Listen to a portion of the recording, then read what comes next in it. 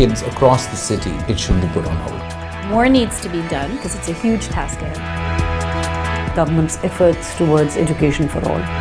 Whether these schools are providing quality education or not. And inadequacy of the RTE.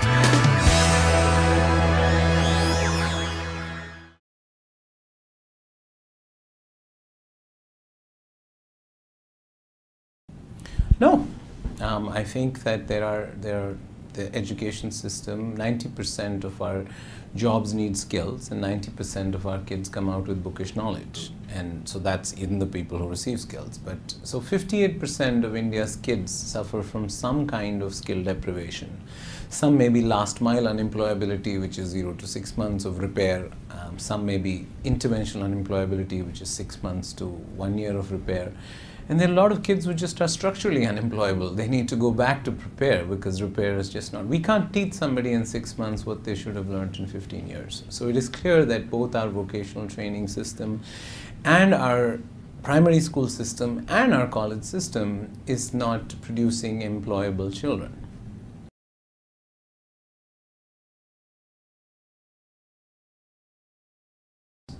See, I think skill reform is very different from education reform. In education reform, it's very hard to measure outcomes. In skill reform, the outcome is binary. It either led to a job or didn't lead to a job. So we have to think about vocational training as much easier to measure outcomes, and we should stop paying for training, 200 hours of training in the government. We should pay for jobs, which is why the innovation lies at the intersection of employment and employability.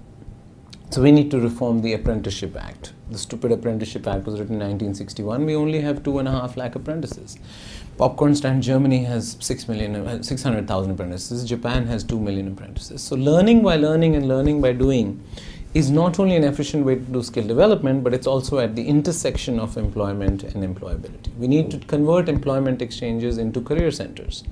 The matching problem is important, and student aggregation is important. So we have 1,400 employment exchanges in this country. Last year, to the 4 crore people registered, they gave 2 lakh jobs. So they're obviously completely useless. But they have a very important role in aggregating students. So employment exchanges should become career centers which offer assessment, counseling, training, apprenticeship, and jobs. We need to revamp, convert our vocational training government system into something that has performance management. I work with an ITI in Chandigarh which has 0% employment, and I work with an ITI in Gandhinagar which has 90% employment, yet their budget is the same. There is no punishment, there is no reward. So the government skill system needs to be revamped up. We need to figure out certification and assessment. So you can be like IITs and IIMs with tight entry gates and wide open exit gates, or you can be like the chartered accountant exam with wide open entry gates and tight exit gates. But the vocational training has wide open entry gate and wide open exit gate. So the signaling value of certification also has to be improved. So at its heart, we have to separate financing from delivery. We have to link financing to outcomes, and we have to separate repair and prepare.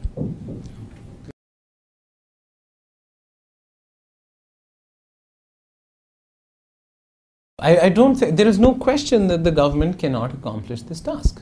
I mean, the private sector has a huge role. I mean, the privatization of the 3 E's, education, employment, and employability, is not an ideological debate. It's a physical imperative.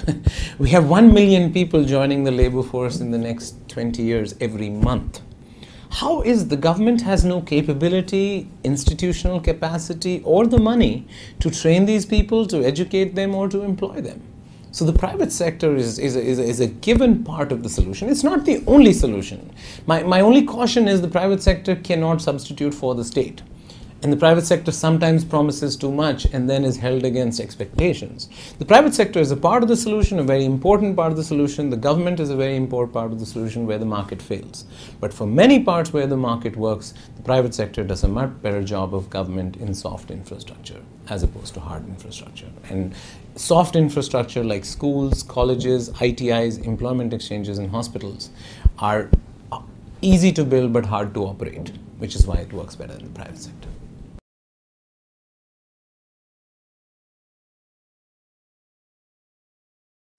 Oh, the RTE is the equivalent of the MRTP Act for education in 1975. You know, India went through its reforms in 1991, and we saw a Cambrian explosion of entrepreneurial energy and companies, and more people have been brought out of poverty in the last 19 years than in the 40 years before that.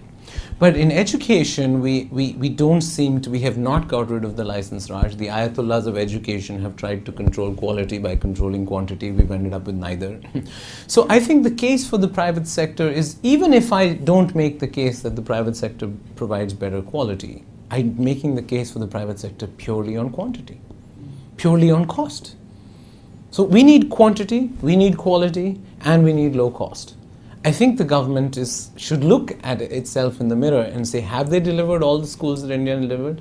Do they deliver the learning outcomes that students want? And do they do it at the cost at which the poor can afford it? I think the answer to all three is no. So the private sector is a very important part of this solution to the explosion, but the Right to Education Act actually confiscates 25% of private school capacity. It unleashes a corruption regime by block education officers on private schools, which will convert private schools into ATM machines. And it does nothing to sort of address the financing challenges of people who can't afford education but want to go to private schools. So in fact, what the Right to Education Act, instead of focusing on 25% of school capacities in unaided schools, it should focus on giving education vouchers or scholarships or paying for kids in unrecognized schools.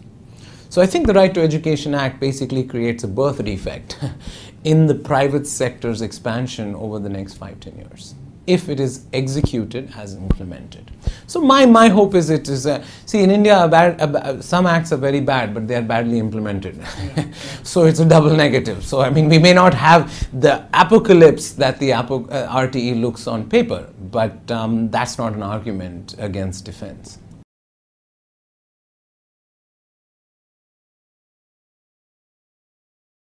Oh, we have to absolutely get rid of the Ayatollah regime, which is the block education officers. So the confusion, the clarifications, the transparency, just the codification. You know, RTE is a lot of poetry. We have to think about plumbing. Yeah.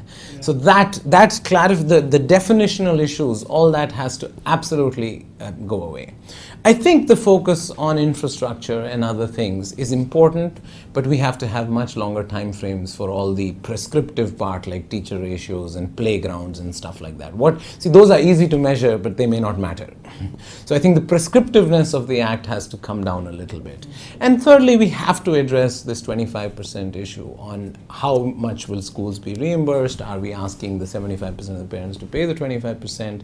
And the transparency with which this 25% will have it. So my belief is that at this moment in time, unless we can convert the 25% into a geography-free, geography-agnostic, school-agnostic voucher program for kids across the city, it should be put on hold.